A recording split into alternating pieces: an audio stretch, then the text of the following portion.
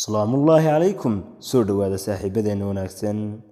13 calaamadood ee aad ku garan karto qofka xun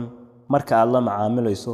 dunidan aan joogno qof dhameystiran ma jiro dadku marar badan way qaldamaan dadka wanaagsan mar walba oo ay qaldamaan khaladkooda way qaataan cid kalena dusha kama saaraan way ka cudur daartaan iyagoo wax xumaata ah qalbigooda ku jirin dhanka kale waxaa jira dad khaladka u sameeysta xumaata badan oo dusha ka saara dadka kale sababta aawadeed ayaan jeclaystay inaan igu soo gudbiyo 13 qodob haddii Ilaahay yiraahdana aan rajaynayno inay anfici doonaan qodobka koobaad ma qaataan mas'uuliyadda hawsha ay gacanta ku hayaan hagaldaaca ka yimaada xilliyada qaar waxba si noqon kara oo naga xumaada laakiin marka aad mas'uuliyad qaadayso wax badan oo la sheego meesha ma yaalaan waxa hubaal ah inaad tahay qof naftaada sumcad darro u soo jiidaya isla markaana ku dadaali doona inaad qaladka mar labaad ku dhicin laakiin qofku marka uu yahay sharlow iyo qof xun dadka kale ayuu qaladkiisa ku eedeeyaa mas'uuliyadda qaladkiisana ma qaato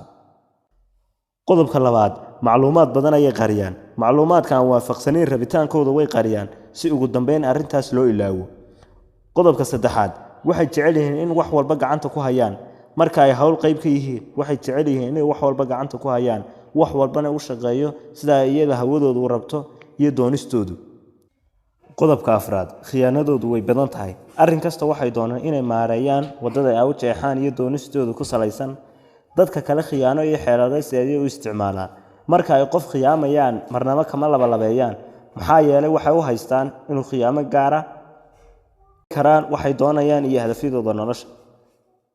qodobka shanaad waxay aaminsan in wax walba ay xaq u leeyihiin inay helaan iyagoo wax dadaal ah ku bixin dhammaan waxaynu ognahay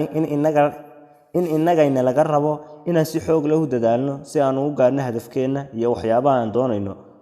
waana wadada aan wax walba ku heli karno qodobka lixaad waxay sameystaa waaqac ka duwan dadka kale ma ogola in dadka kale la jaan qaadaan si wanaagsan waxay aaminsan yihiin inay mar walba saxan yihiin qodobka toddobaad inay dadka ku ciyaaraan waa dabeecadahooda caadiga ah qodobka sideedaad waa beenaalayaal beentu waxay ka mid tahay noloshooda caadiga ah kamana maarmaan sida neefta oo kale marka aad la kulanto ogow in qofkaasi 70% hadalkoodu been yahay qodobka sagaalaad waa laba wajiilayaan qof kasta oo yaqaan waji gooni ah ayay kula dhaqmayaan oo kan ka duwan qodobka tobnaad xaqiiqooyin gooni ah ayay leeyihiin xaqiiqooyin ay alifeen markay xaqiiqooyinka dhabta ah ku ciyaarayaan ayaa ah waaqac dhabta ah ay ku nool yihiin